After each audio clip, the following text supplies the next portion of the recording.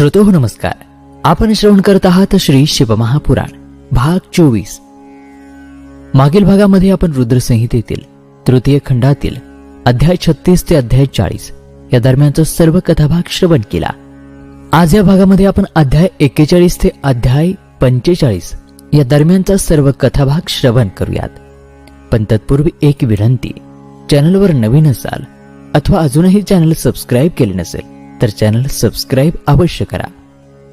चला सुरू करूयात शिवमहापुराण भाग 24. ब्रह्माजी पुढे म्हणाले, हे नारद, भगवान शिवांच्या वरयात्रेमध्ये तू सुद्धा आनंदाने सहभागी झालास. भगवान शिवांनी श्रीहरी विष्णूंशी विचार विनिमय करून प्रथम तुला हिमालयाकडे पाठवले. जेव्हा तू तिथे पोहोचला तेव्हा तू विश्वकर्मांनी बनवलेला तो दिव्य आणि अद्वितीय मंडप पाहिला आणि खूप आश्चर्यचकित झालास. विश्वकर्मांनी बनवलेल्या विष्णू, ब्रह्मा आणि सर्व देवतांच्या मूर्ती पाहून त्या खऱ्या आहेत की खोट्या हे सांगणे सुद्धा कठीण होते. रत्नांनी जडलेले लाखो कलश तिथे ठेवलेले होते. केळीच्या मोठमोठ्या खांबांनी तो मंडप सजवलेला होता. तुला तिथे येताना पाहून शैलराज हिमालयाने तुला विचारले, देवर्षी, भगवान शिवांची वरयात्रा आली आहे का?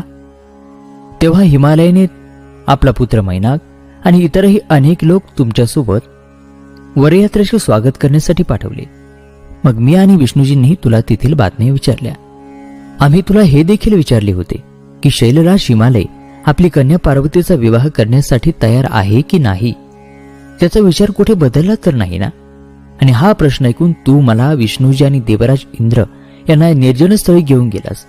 आणि तिथे गेल्यानंतर मग तू आम्हाला सांगू लागलास.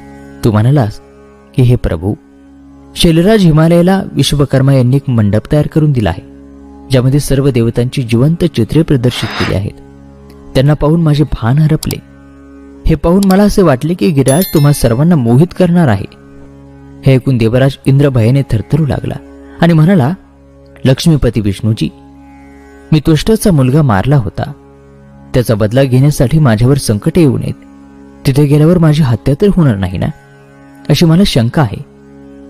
मग इंद्राचे शब्द ऐकून श्रीहरी विष्णू म्हणाले, इंद्र, माझ्या आज्ञेवरून तू पर्वताचे पंख कापलीस म्हणून मूर्ख हिमालयाला आमच्याकडून सूड घ्यावा असं वाटतो असे मला वाटते. कदाचित आजपर्यंत तू ही गोष्ट विसरलेला नाही. आपल्या सर्वांवर विजय त्याला मिळवायचा असेल, परंतु आपण घाबरू नये. स्वतः महादेव आपल्या पाठीशी आहेत, मग आपण कशाला घाबरायचे? आम्हाला असे गुप्तपणे बोलताना पाहून भगवान शिव आमच्याशी बोलले आणि त्यांनी विचारले, हे देवतांनो, काय प्रकरण आहे? मला स्पष्ट सांगा की शैलराज हिमालयाला त्यांची कन्या पार्वतींचा विवाह माझ्याशी करायचा आहे की नाही. इथे असे व्यर्थ बोलून काय उपयोग? भगवान शिवांचे हे शब्द ऐकून नारद म्हणाले, देवादिदेव भगवान शिव, गिरिजानंदिनी पार्वतींशी तुमचा विवाह निश्चित आहे. यामध्ये कसलाही अडथळा असू शकत नाही. म्हणूनच शैलराज हिमालयाने आपला पुत्र मैनाक आणि इतरांना आपल्या वरयात्रेचे स्वागत करण्यासाठी माझ्यासोबत इथे पाठवले आहे. माझ्या चिंतेचे कारण आणखी एक आहे. प्रभू, वरयात्रेची मिरवणुकीची माहिती देण्यासाठी मी हिमालयाकडे गेलो. तिथे पोहोचल्यानंतर मला विश्वकर्मांनी बनवलेला तो दिव्य मंडप दिसला. शैलराज हिमालयाने देवतांना मोहित करण्यासाठी एक अद्भुत आणि दिव्य मंडप तयार केला आहे. तुम्हाला हे जाणून आश्चर्य वाटेल की ते सर्व इतके जिवंत वाटते की त्यांना पाहून कोणीही मोहित झाल्याशिवाय राहणार नाही. ते चित्र बघून जणू ते लगेच बोलतील असं वाटतं. प्रभू, त्या मंडपामध्ये श्रीहरी विष्णू, ब्रह्माजी, देवराज इंद्र आणि सर्व देवता, ऋषी, अनेक प्राणी, पक्षी यांची सुंदर आणि आकर्षक मूर्ती बनवलेल्या आहेत. इतकंच नाही तर मंडपामध्ये तुमचा आणि माझा देखील एक पुतळा आहे, जो पाहून मला असं वाटलं की तुम्ही सगळे इथे न राहता हिमालयाच्या नगरामध्ये पोहोचलेला आहात. ब्रह्माजी पुढे म्हणाले, नारद, तुझे बोलणे ऐकून भगवान शिव हसले आणि देवांना म्हणाले, तुम्हा सर्वांना घाबरण्याची गरज नाही. शैलराज हिमालय आपली कन्या पार्वती मला समर्पित करत आहेत, म्हणूनच त्यांची माया आपले काहीही नुकसान करू शकत नाही. तुम्ही सर्व भीती सोडून हिमालयाच्या नगराकडे जा. भगवान शिवांची आज्ञा मिळाल्यानंतर सर्व वरयात्रा भयमुक्त झाली आणि पुन्हा शिव वरयात्रेमध्ये उत्साहाने आणि आनंदाने नाचू लागले. शैलराज हिमालयाचा पुत्र मैनाक पुढे चालला होता आणि बाकी सर्व त्याच्या मागे मागे चालले होते. अशा प्रकारे ही दिव्य वरयात्रा हिमालयपुरीमध्ये पोहोचली. पुढे ब्रह्मदेव म्हणाले, भगवान शिव आपल्या विशाल वरयात्रेसह हिमालयाच्या पुत्राच्या मागे गेले आणि हिमालय नगरामध्ये पोहोचले. जेव्हा गिरिराज हिमालयाला त्यांच्या आगमनाची बातमी समजली तेव्हा ते मोठ्या आनंदाने आणि भक्तिभावाने भगवान शिवांचे दर्शन घेण्यासाठी आले. विपुल प्रेमाने हिमालयाचे हृदय सद्गदित झाले आणि तो त्याच्या नशिबाचे कौतुक करत होता. हिमालय त्याच्या सहकारी पर्वतांसह स्वागत करण्यासाठी तेथे पोहोचला. भगवान शिवांची ती वरयात्रा पाहून शैलराज हिमालयाला आश्चर्य वाटले. त्यानंतर देव आणि सर्व पर्वत आनंदाने एकमेकांना मिठीत घेत होते. जणू पूर्व आणि पश्चिमेचे महासागर एकत्र येत होते. प्रत्येकजण स्वतःला धन्य समजत होता. त्यानंतर शैलराज महादेवांकडे पोहोचले आणि हात जोडून नमस्कार करून त्यांची स्तुती करू लागले. सर्व पर्वत आणि ब्राह्मणांनीही शिवांची पूजा केली. भगवान शिव त्यांचे वाहन नंदीवरती आरूढ झालेले होते. भगवान शिव विविध आभूषणांनी सजलेले होते आणि दिव्य प्रकाशाने प्रकाशित होते. त्यांचे सौंदर्य आणि सर्व दिशा उजळून निघाल्या होत्या. रत्नांनी जडलेला मुकुट भगवान शिवांच्या मस्तकावर शोभत होता. त्यांच्या गळ्यामध्ये गुंडाळलेले सर्प आणि इतर सर्व भागावरील लटकलेले सर्प त्यांचे रूप अप्रतिम आणि सुंदर बनवत होते. त्यांची शरीर प्रतिमा दैवी आणि अलौकिक होती. अनेक शिवभक्त त्यांची सेवा करत होते. भगवान श्रीहरी विष्णू त्यांच्या डाव्या बाजूला तर मी स्वतः उजव्या बाजूला होतो. सर्व देवता शिवांची स्तुती करत होते. ब्रह्माजी पुढे म्हणाले, नारद, तुला माहित आहे की भगवान शिव हे परब्रह्म, परआत्मा आणि ते सर्वांचे देव आहेत. ते या जगाचे कल्याण करतात आणि आपल्या भक्तांच्या सर्व मनोकामना पूर्ण करतात आणि त्यांना इच्छित फळ देतात. ते सदैव आपल्या भक्तांच्या अधीन असतात. ते सच्चिदानंद स्वरूप आहेत आणि परात्पर भगवान आहेत. श्रीहरी विष्णू त्यांच्या डाव्या भागात गरुडावर बसले होते आणि मी ब्रह्मा त्यांच्या उजव्या भागामध्ये स्थित होतो. आम्हा तिघांचे रूप पाहून गिरिराजाला आनंद झाला. त्यानंतर शैलराजांनी भगवान शिवांच्या मागे आणि त्यांच्या सभोवती उभे असलेल्या सर्व देवतांच्या समोर आपले मस्तक नतमस्तक केले आणि त्या सर्वांना पुन्हा पुन्हा नमस्कार केला. मग शिवांची आज्ञा घेऊन शैलराज हिमालयाकडे निघाले आणि तिथे गेल्यानंतर हे सर्व देवतांना भेटले. ऋषीमुनींची आणि इतर सर्व वरातींची राहण्याची उत्तम व्यवस्था केली. हिमालयाने आनंदाने आपल्या पुत्रांना बोलावले आणि सांगितले की तुम्ही सर्वजण भगवान शिवांकडे जा आणि त्यांना प्रार्थना करा की ते स्वतः येथील लवकर यावे. मला त्यांची माझ्या बंधू भगिनीशी ओळख करून द्यायची आहे. तुम्ही तिथे जा आणि त्यांना सांगा की मी इथे त्यांची वाट पाहत आहे. पिता गिरिराज हिमालयाची आज्ञा मिळाल्यानंतर त्यांचे पुत्र त्या ठिकाणी गेले जेथे वरयात्रेशी राहण्याची व्यवस्था करण्यात आली होती. तेथे ते भगवान शिवांकडे पोहोचले. नमस्कार करून त्यांनी शिवजींना आपल्या पित्याने सांगितलेली सर्व हकीकत सांगितली.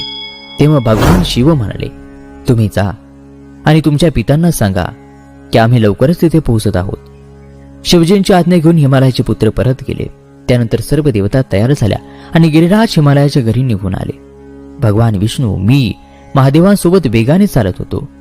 तेव्हा देवी पार्वतींची आई मैना त्यांच्या मनामध्ये त्रिलोकीनाथ भगवान शिवांच्या दर्शनाची इच्छा झाली. म्हणून देवी मैनेने तुला निरोप पाठवून त्यांच्याकडे बोलावले आणि भगवान शिवांच्या प्रेरणेने तुम्ही देवी मैनाकडे तिच्या मनातील इच्छा पूर्ण करण्यासाठी गेलात. ब्रह्माजी पुढे म्हणाले, हे नारद, तुला समोर पाहून देवी मैना खूप प्रसन्न झाली आणि तुला नमस्कार करून म्हणाली, हे महान ऋषी नारद, मला यावेळी भगवान शिवांचे दर्शन घ्यायचे आहे. मला पाहायचे आहे की माझी कन्या पार्वतींनी ज्यांना मिळवण्यासाठी कठोर तपश्चर्या केली, अनेक कष्ट सोसले, त्या शिवजींचे रूप काय आहे, ते कसे दिसतात. असे म्हणत देवी मैना तुला घेऊन चंद्रशाळेकडे निघाली. तेथे भगवान शिवांनीही मैनेचा हा अभिमान समजावून घेतला आणि मला आणि विष्णूंना सांगितले की तुम्ही सर्व देवतांना सोबत घेऊन गिरिराज हिमालयाच्या घरी पोहोचा. भगवान विष्णूंनीही भगवान शिवांची आज्ञा मानली आणि सर्व देवतांना घेऊन ते शैलराजाच्या घराकडे निघाले. देवी मैना गेली आणि त्या वास्तूच्या सर्वोच्च ठिकाणी तुझ्यासोबत उभी राहिली. तेव्हा देवतांनी सजलेली ती सेना पाहून मैनाला खूप आनंद झाला. शोभायात्रेच्या अग्रभागी सुंदर वस्त्र आणि अलंकार परिधान केलेले गंधर्वगण आपापल्या वाहनांवर स्वार होऊन वाद्य वाजवत होते. त्यांच्याबरोबर स्वर्गातील सुंदर देवदूतही मोहाने नाचत होते.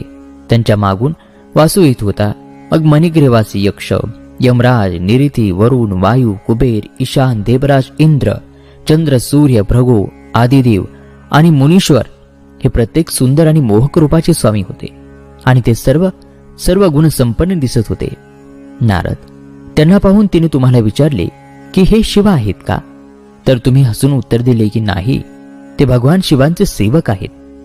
देवी मैनाला हे ऐकून खूप आनंद झाला की ज्यांचे सेवक इतके सुंदर आहेत, इतके तेजस्वी आहेत, तर ते स्वतः किती सुंदर आणि ऐश्वर्यवान असतील, तेजस्वी असतील. दुसरीकडे परात्पर भगवान शिवांपासून या जगातील कोणतीही गोष्ट कशी लपून राहू शकते? देवी मैनाच्या हृदयामध्ये काय आहे हे त्यांना लगेच समजले आणि मग त्यांनी तिच्या मनामध्ये निर्माण झालेला अहंकार नष्ट करण्याचे ठरवले. मग पुढे जिथे मैना आणि नारद तू उभा होतास तिथे श्रीहरी विष्णूंचे आगमन झाले. चंद्राची चमक देखील त्यांच्या तेजाच्या तुलनेमध्ये फिकी पडेल असे त्यांचे सौंदर्य होते. त्यांना पाहून देवी मैनाच्या आनंदाला पारावार उरला नाही आणि ती म्हणाली की हे नक्कीच माझ्या पार्वतीचे पती भगवान शिव असावे. नारदजी, देवी मैनाचे हे बोलणे ऐकून तू हसून तिला म्हणालास, देवी, हे तुमच्या कन्या पार्वतीचे भावी पती भगवान शिव नसून क्षीरसागराचे स्वामी आणि जगाचे रक्षण करणारे श्रीहरी विष्णू आहेत. ते भगवान शिवांना प्रिय आहेत आणि त्यांच्या कार्याचे प्रभारी आहेत. हे देवी, गिरिजाचे पती भगवान शिव हे संपूर्ण विश्वाचे स्वामी आहेत. ते परम परमेश्वर आहेत आणि ते परब्रह्म आहेत. ते विष्णूजींहूनही श्रेष्ठ आहेत. नारद, तुझे हे शब्द ऐकून मैना भगवान शिवांबद्दल खूप विचार करू लागली की माझी कन्या खूप भाग्यवान आहे. तिला संपत्ती, समृद्धी आणि सर्व शक्तीने संपन्न वर मिळाला आहे. हा विचार करून तिचे मन आनंदाने भरून आले. भगवान शिव तिला जावाई म्हणून मिळाल्याने ती आपला वंश भाग्यवान समजत होती. पार्वतीला जन्म देऊन मी धन्य झाले असे ती म्हणत होती. माझे पती गिरिराज हिमालयही धन्य आहेत. मी अनेक तेजस्वी देव पाहिले ज्यांची सर्वांनी पूजा केली आणि त्या सर्वांचा स्वामी माझी कन्या पार्वतीचा पती आहे. माझे भाग्य अगदी स्तुत्य आहे. अशा रीतीने मैना अभिमानाने हे सर्व सांगत होती. त्यावेळी तिचा अभिमान दूर करण्यासाठी शिवजीही आपले अप्रतिम दिसणारे गण पुढे करून पुढे जाऊ लागले. भगवान शिवांचे सर्व गण मैनेचा अहंकार आणि अभिमान नष्ट करणारे होते. समोरून अत्यंत कुरूप, भूत, पिशाच इत्यादींची फौज येत होती. काहींच्या डोक्यावर केस नव्हते तर काहींच्या डोक्यावर दाट केस होते. काहींना नेत्र नव्हते तर काही आंधळे होते. काहींना कान नव्हते, काहींना नाकही नव्हते. सर्व शिवगण अत्यंत कुरूप आणि भयानक दिसत होते. मग तो बोटाच्या इशाऱ्याने भगवान शिवांना दाखवले आणि देवी मैनांना दर्शन घेण्यासाठी सांगितले. देवी, प्रथम तुम्ही भगवान शिवांचे गण पहा आणि त्यानंतर महादेवांचे दर्शन घ्या. एवढी मोठी भूतकेत पाहून मैनादेवी भयाने थरथर कापू लागली आणि त्या सेनेच्या मध्यभागी असलेले 5 मुख, 3 नेत्र, 10 हात आणि सर्वांगावर भस्म लावलेला, गळ्यामध्ये सर्पांची माळ आणि व्याघ्र चर्म परिधान केलेले भगवान शंकर खांद्यावरती त्रिशूल घेऊन अत्यंत कुरूप आणि वृद्ध बैलावर आरूढ झालेले मैनादेवींनी बघितले. त्यांच्या डोक्यावर विस्कटलेले केस होते आणि नेत्र अत्यंत लाल होते. नारद, तू मैनाला जेव्हा सांगितलेस की ते भगवान शिव आहेत तेव्हा हे तुझे शब्द ऐकून देवी मैना अत्यंत व्यथित झाली आणि सोसाट्याच्या वाऱ्यामुळे तुटलेल्या लताप्रमाणे ती जमिनीवर पडली आणि बेशुद्ध झाली. तिच्या तोंडून एकच शब्द बाहेर पडले की सगळ्यांनी मिळून मला फसवले. सर्वांची विनंती मानून मी अगदी उद्ध्वस्त झाले. मैना अशी बेशुद्ध झाल्यावर तिच्या अनेक दासी धावत आल्या. निरनिराळे उपाय करून पाहिल्यानंतर मैनाला हळूहळू भान येऊ लागले. ब्रह्माजी पुढे म्हणाले, नारद, जेव्हा हिमालयाची पत्नी मैना शुद्धीवर आली तेव्हा ती खूप दुःखी होती आणि ती रडत होती. तिचा आरडाओरडा आणि रडणे थांबत नव्हते. देवर्षी नारद आणि सप्तऋषींसह ती आपल्या पुत्रांना, कन्येला आणि पती गिरिराज हिमालयाला रडत होती, शाप देत होती. मैना तुला बोलली, हे नारद मुनी, तुम्ही स्वतः आमच्या घरी आलात आणि शिवांशी विवाह करण्यासाठी आम्हाला सांगितले. तुमच्या सांगण्यावरून आम्ही सर्वांनी आमची कन्या पार्वतीला भगवान शिवांची तपश्चर्या करण्यासाठी अरण्यामध्ये पाठवले. माझ्या कन्येने तिच्या तपश्चर्येने सर्वांना प्रसन्न केले. तिने अशी तपश्चर्या केली जी महान ऋषींनाही कठीण आहे. पण त्यांची एवढी पूजा केल्याने तिला काय मिळाले जे पाहणे सुद्धा दुःखदायक आहे. हे पाहून मला अत्यंत दुःख आणि भीती वाटू लागली आहे. हे नारद, मी काय करू? मी कुठे जाऊ? हे असं हे दुःखापासून आता मला कोण मुक्त करेल? मी कोणाला तोंड दाखवू?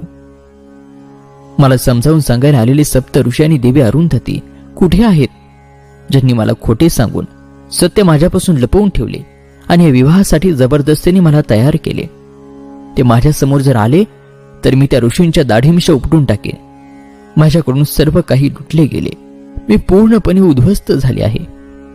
हे पार्वती, सूर्य, चंद्र, श्रीहरी विष्णू, देवराज इंद्र इत्यादींसारखे सुंदर, सर्व गुण संपन्न, परम ऐश्वर्य आणि वैभवाचे स्वामी सोडून तू फार मोठा मूर्खपणा केला आहेस. आणि दुष्ट नारदाच्या बोलण्यावर येऊन एका अत्यंत कुरूप शिवासोबत तू विवाहासाठी तयार झालीस. हे पार्वती, मी तुला खूप समजावले, पण तू तुझ्या हेतूवर ठाम राहिलीस.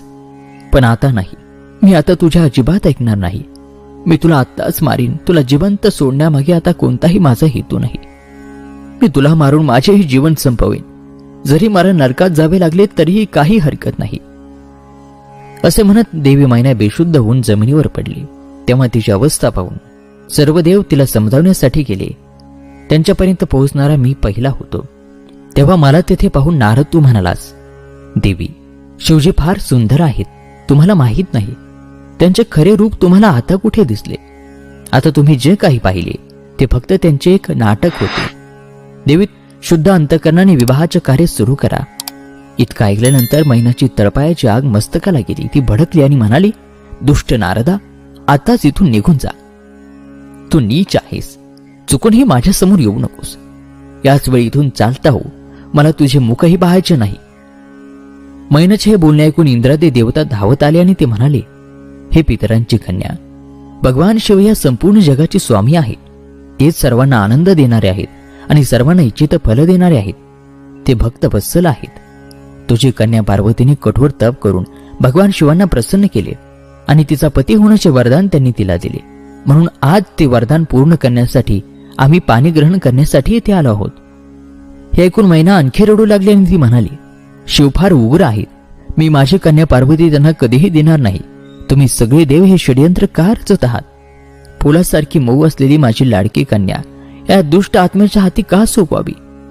अशा प्रकारे दिव्य मैना सर्व देवतांवर क्रोधित झाली आणि त्यांना विविध शाप देऊ लागली, दूषणे देऊ लागली. ती कोणत्याही परिस्थितीमध्ये काहीही समजून घ्यायला तयार नव्हती. आणि म्हणून देवी मैनाचा आडमुठेपणा ऐकून परमशिवभक्त भगवान श्रीहरी विष्णू तेथे पोहोचले आणि ते म्हणाले, हे पूर्वजांची कन्या, मानस कन्या, शैलराज हिमालयाची पत्नी, तुम्ही ब्रह्मदेवांच्या कुळातील आहात. त्यामुळे तुमचा थेट धर्माशी संबंध आहे. तुम्ही धर्माचे आधारस्तंभ आहात. मग धर्म कसा सोडणार? असा हट्ट करणे तुम्हाला शोभत नाही. तुम्हीच विचार करा. सर्व देव, ऋषीमुनी आणि स्वतः ब्रह्माजी आणि मी तुम्हाला असत्य शब्द का बोलतो? भगवान शिव निर्गुण आणि सगुण दोन्ही आहेत. जर ते कुरूप असतील तर ते सुंदर देखील आहेत. सर्वजण त्यांची पूजा करतात. माझी आणि ब्रह्माजींची उत्पत्ती ही भगवान शिवांच्या माध्यमातून झाली आहे. सर्व जगाचे कल्याण करणारे त्यांनी स्वतः रुद्राचा अवतार घेतला आहे. त्यानंतर या जगतामध्ये जे काही दिसतं ते सर्व शिवांनीच निर्माण केलेलं आहे. हे देवी, त्यांचे खरे स्वरूप कोणीही जाणू शकत नाही. मला आणि ब्रह्माजींना सुद्धा आजपर्यंत त्यांची माया कळून आलेली नाही. या जगामध्ये जे काही आहे ते सर्व भगवान शिवांचेच रूप आहे. ही सर्व भगवान शिवांची माया आहे जे तुला अशा प्रकारे दाखवत आहेत. हे देवी, आपण सर्व काही विसरून खऱ्या मनाने भगवान शिवांचे स्मरण करा आणि त्यांच्या चरणांवर एकाग्रतेने लक्ष देऊन प्रार्थना करा. तुमचे सर्व दुःख, संकट नाहीसे होतील आणि भगवान शिव तुम्हाला परम सुखाची प्राप्ती करून देतील.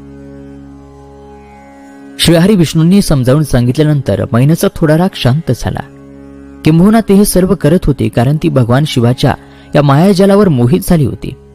ती शांत झाल्यावर थोडा वेळ विचार केला आणि त्यानंतर मैना श्रीहरी विष्णूंना बोलली, प्रभू, तुम्ही जे काही बोललात ते मला समजले आहे.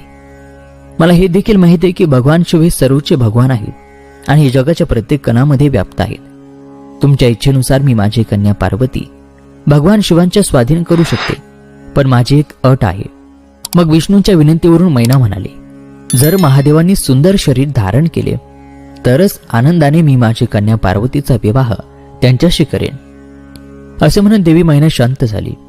सर्वांना मोहित करणारे भक्तवत्सल त्रिलोकीनाथ भगवान शिवांची माया धन्य आहे.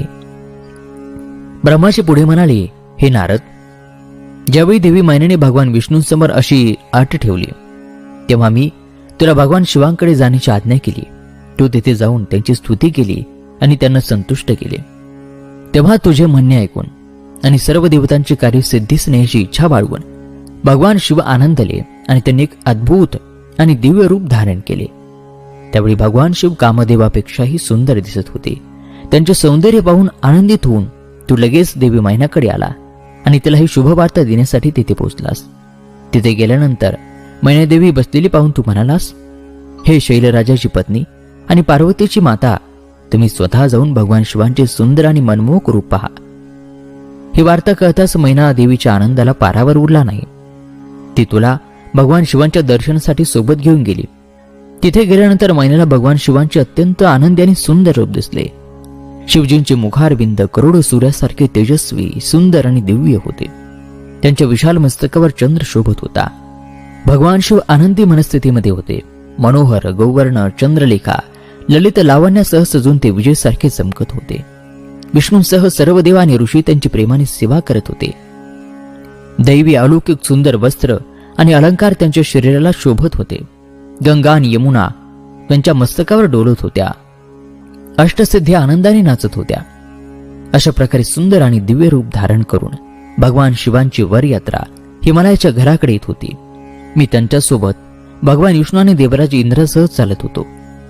भगवान शिव गिरिराज हिमालयाच्या द्वारी पोहोचताच तेथे मोठा उत्सव सुरू झाला.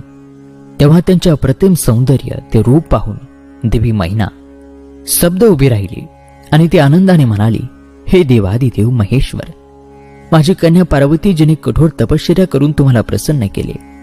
मी भाग्यवान आहे की परम परोपकारी भगवान सदाशिव आज माझ्या घरी आले आहेत. प्रभू, मी अक्षम्य गुन्हा केला आहे. मी तुमची खूप निंदा केली. प्रभू, मी हात जोडून तुमची क्षमा मागते. कृपया या अपराधाबद्दल मला क्षमा करा. अशा प्रकारे चंद्रमौली भगवान शिवांची स्तुती करत असताना शैलप्रिया मैना लाजेने नतमस्तक झाली. त्यावेळी पूर्वासिनी स्त्रिया घरातील सर्व कामं सोडून भगवान शिवांच्या दर्शनासाठी प्रयत्न करू लागल्या. पतीच्या सेवेमध्ये असलेली पत्नी त्यांना सोडून दूध पित असताना काही लोक आपल्या बालकांना सोडून तिथून आले आणि सर्वजण भगवान शिवांचे ते अप्रतिम सौंदर्य पाहू लागले. मग आनंदाने शिवांची स्तुती करून आपल्या मनमंदिरामध्ये त्यांना विराजमान केले. आणि मग आनंदाने भगवान शिवांची ती मूर्ती पाहून त्या स्त्रिया आपल्या सखीला म्हणाल्या, हे सखीनो, भगवान शिवांचे हे दिव्य रूप पाहून आज हिमालय नगरीतील राहणाऱ्या स्त्री पुरुषांच्या नेत्राचे पारणे फिटले आहे. आज आपण जगातील प्रत्येक गोष्ट निश्चितपणे साध्य केली आहे. शिवांचे रूप पाहून आपले सर्व पापे नष्ट होत आहेत. त्यांची प्रतिमा सर्व त्रास आणि दुःखांचा नाश करणारी आहे. आज आमचं आयुष्य खरोखर सफल झालं. हे पार्वती, तुम्ही नक्कीच धन्य आहात. परमदेव भगवान शिवांची पत्नी बनून तुम्ही हे जगाचे कल्याण करणार आहात. आज तुम्हाला एकत्र बघून आमचं सर्व आयुष्य सार्थक झालं. आज आम्ही सर्व आपल्या दर्शनाने धन्य झालो आहोत. असे म्हणत त्या सुवासिनी स्त्रिया अक्षत, कुंकुम आणि चंदनाने भगवान शिवांची आराधना करू लागल्या आणि आनंदाने त्यांच्यावरती पुष्पवृष्टी करू लागल्या. त्या स्त्रिया देवी मैनाजवळ उभ्या राहिल्या आणि तिचे सौभाग्य आणि तिच्या कुळाचे गुणगान करू लागल्या. त्यांच्या मुखातून असे सुंदर वचन ऐकून, शुभ वचन ऐकून सर्व देवतांना फार आनंद झाला. आणि श्रोतो, याचबरोबर शिवमहापुराणातील भाग 24 या ठिकाणी समाप्त होत आहे. उर्वरित दिव्य कथा पुढील भागामध्ये. तोपर्यंत नमस्कार, धन्यवाद. ओम नमः शिवाय.